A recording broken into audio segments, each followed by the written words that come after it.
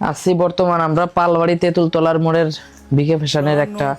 Outlet, যেটা ছিল পাইকারি প্রতিষ্ঠান। তো এখানে দেখলাম কি যে পাইকারি তো আসলে আমাদের অনলাইনে চলে যায় ওইভাবে, তো আশেপাশে ওইভাবে পাইকারি প্রতিষ্ঠান হিসাবে আর আমরা ওইভাবে পরিচালনা করব না। এটা আমরা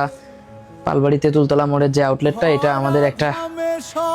low budget mid range budget, এক কথায় আছে না,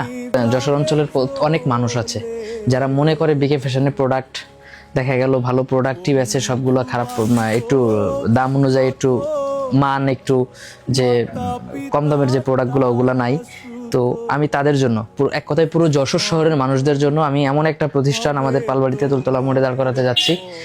যেখানে হচ্ছে আপনারা এর থেকে কম দামে এরকম কোয়ালিটির পোশাক আর কোথাও পাবেন না। মানে ব্যাপারটা হচ্ছে এরকম, এখানে এমন এমন কিছু প্রোডাক্ট আছে যে প্রোডাক্টগুলো প্রোডাকশন কস্টিং এর থেকেও কমে আমরা দিচ্ছি। যেমন ধরেন আমাদের প্রত্যেকটা শোরুমেরই আমাদের এমন একটা সময় থাকে যে আমাদের বিক্রি করতে করতে করতে করতে কিন্তু আমাদের কিছু প্রোডাক্টের কিন্তু সাইজ কিন্তু রেশিও কিন্তু সবসময় অ্যাভেলেবেল থাকে না,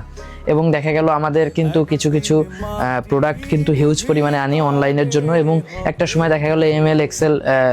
এরা অর্ডার আসতে আসতে কিছু সাইজ থেকে যায়, যেগুলো আমরা অনলাইনের জন্য বিক্রি করতে গেলেও সব সাইজ থাকে না। তো সেই সাইজগুলো নিয়ে আমাদের এমন একটা পার্ক তৈরি করতেছি, যেটা হচ্ছে যে